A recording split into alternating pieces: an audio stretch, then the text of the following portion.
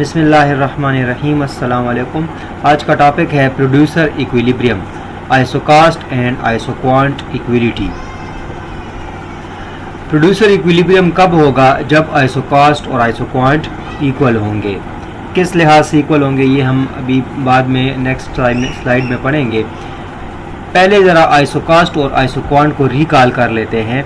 आइसोकास्ट का मैंने ये बताया था, आइसोकास्ट वो लाइन है जो हमें बताती है कि एक प्रोड्यूसर अपने बजट में रहकर कितने यूनिट ऑफ वन इनपुट या वन वेरिएबल या वन फैक्टर ऑफ प्रोडक्शन ले सकता है और कितने number of unit of other factor of production ले सकता है। वहाँ पे हमने फैक्टर ऑफ प्रोडक्शन दो लिए थे, लेबर और कैपिटल। मतलब कितने यूनिट ऑफ लेबर और कितने यूनिट ऑफ कैपिटल ले सकता है, ये हमें आइसोकास्ट बताता है। आइसोक्वांट हमें क्या बताता है? आइसोक्वांट वो लाइन है जो हमें ये बताती है, या वो कर्व है जो हमें बताता है कि हर एक पॉइंट पर प्रोड्यूसर का जो आउटपुट है वो सेम होगा। जितने लेबर लेगा, जितने कैपिटल लेगा, इसकी जितनी जितनी कम्बिनेशन लेगा, और वो कम्बिनेशन अगर आइसोक्वांट पे होगी तो उससे प्रोड्यूसर को इक्वल लेवल ऑफ प्रोडक्शन या आउटपुट मिलेगा। अब आते हैं डिफिनीशन की तरफ। A producer is said to be in equilibrium when it is producing a level of output that at which his profit is maximum। तो जाहिर सी बात है, हर प्रोड्यूसर की ये कोशिश होती है, ये ख्वाहिश होती है कि वो ऐसा आउटपुट प्रोड्यूस करे, इतना लेवल ऑफ आउटपुट प्रोड्यूस करे जिससे उसका प्रॉफिट मैक्सिमम हो। प्रॉफिट मैक्सिमाइजेशन जो है ये शर्त है किसके लिए? प्रोड्यूसर के लिए, कि वो प्रोड्यूसर जो हर प्रोड्यूसर चाहता है कि उसका प्रॉफिट मैक्सिमम हो। दूसरी डिफिनीशन है, producer is said to be in equilibrium where isocost line is tangent to the highest possible isoquant. देखिए, हाईएस्ट पॉसिबल आइसोक्वांट, पॉसिबल लफ्ज़ है। पॉसिबल का मतलब ये है कि उसके बजट के अंदर हो। आइसोक्वांट तो बहुत ज़्यादा होते हैं, आइसोमैप जिसे हम कहते हैं, उसमें नंबर ऑफ आइसोक्वांट होते हैं, लेकिन हर आइसोक्वांट जो है वो एक्सेसिबल नहीं होता। एक्सेसिबल वो होता है जो उसके बजट के, प्रोड्यूसर के बजट के अंदर होता है। तो उस आइसोक्वांट पे जो है आइसोकास्ट जो है वो क्या हो?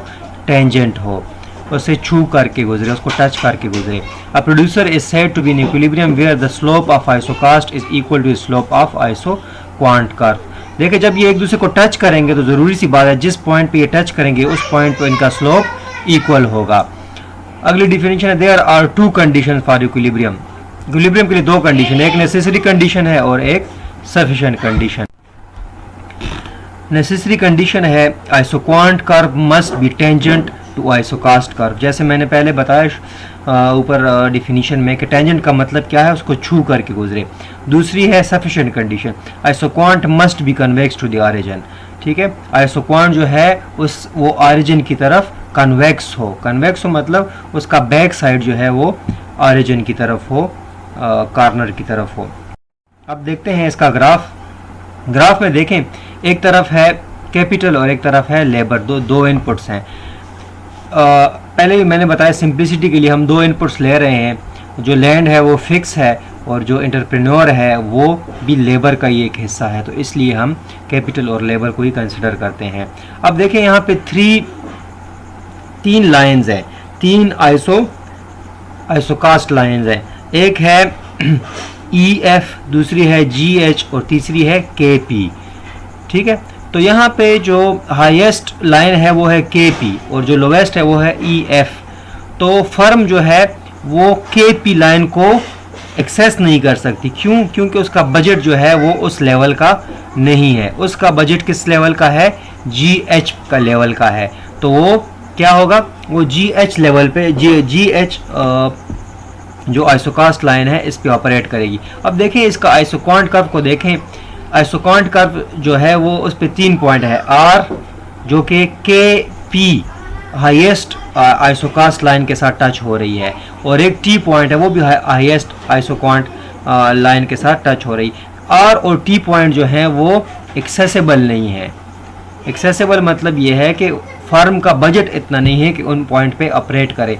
अब देखें पॉइंट M को देखें। पॉइंट एम पे जो है वो दोनों कंडीशन पूरी हो रही हैं, सफिशेंट भी और नेसेसरी भी। नेसेसरी ये है कि आइसोकास्ट जो है आइसोक्वांट को टच करेगा। अब देखें आइसोकास्ट लाइन जो है जी एच, इसको आइसोक्वांट जो है वो छू करके गुजर रहा है एम पॉइंट पर, और एम पॉइंट पर जो है आइसोक्वांट लाइन का जो बैक साइड है वो ओरिजिन की तरफ है, कन्वेक्स टू दी ओरिजिन है।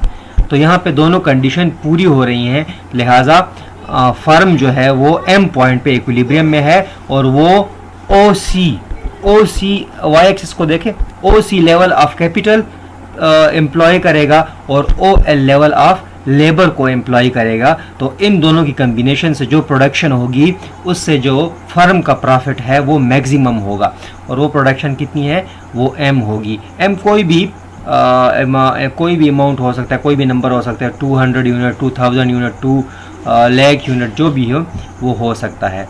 तो आज का लेक्चर इतना ही था, उम्मीद है आपको पसंद आया होगा। इंशाल्लाह अगले लेक्चर के साथ हाजिर होंगे।